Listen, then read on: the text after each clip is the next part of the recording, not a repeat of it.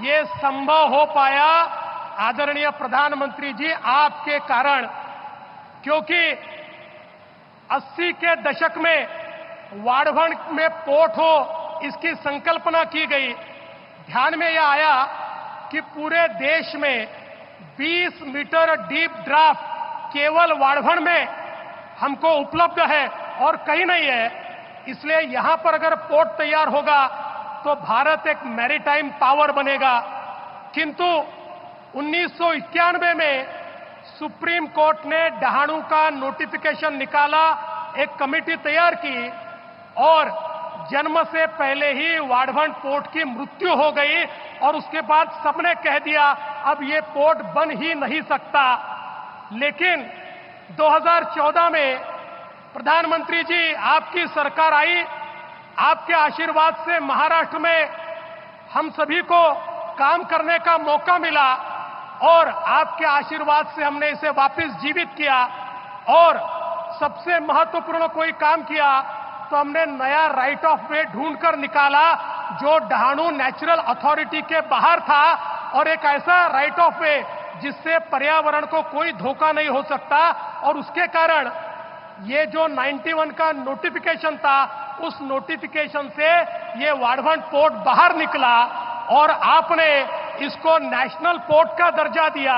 और मुझे बहुत खुशी है, सुप्रीम कोर्ट तक हर जगह हम लोग जीतते गए और आज की ये परिस्थिति है कि वाढ़वण का शिलान्यास आपके हाथ से हो रहा है।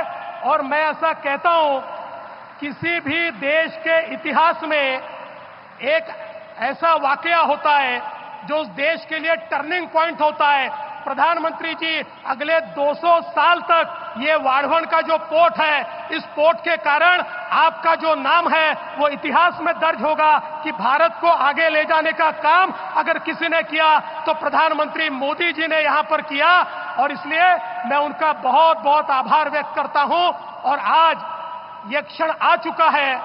मैं प्रधानमंत्री जी इस समय एक सुझाव देना चाहता हूं कि जिसकी फिजिबिलिटी हम लोग देखें। आप जानते हैं, दुनिया के सारे बड़े एयरपोर्ट ये रेक्लेमेशन करके इसी प्रकार से समुद्र में पोर्ट के आसपास तैयार किए हैं।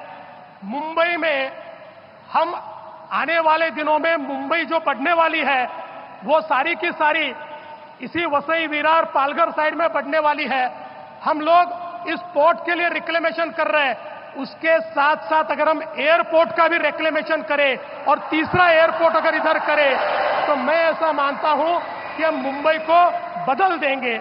मैं जाते जाते इतना ही कहना चाहता हूं, इस जो ये बंदर है इसको तैयार करते समय एक चीज का ध्यान रखा गया, हमारे जो मछुआरे हैं, हमारी जो फिशिंग कम्युनिटी है, उसके जीवन में सकारात्मक परिवर्तन आए। यहां पर उनका फिशिंग हार्बर भी होगा, उनके लिए फिशिंग की नई व्यवस्थाएं भी होगी, उनके लिए नए प्रकार के वहां पर वेसल्स भी हम लोग उपलब्ध कर देंगे। और इतना ही नहीं, ये भी तय किया यहां के फिशरमैन और यहां के आदिवासियों को ही ट्रेनिंग देकर उनको ही यहां पर जॉब्स दिए जाएंगे। 1 लाख अवसर यहां पर तैयार होंगे। वो यहां के आदिवासियों को, यहां के ओबीसीज को और यहां के फिशरमैन को देने का निर्णय किया।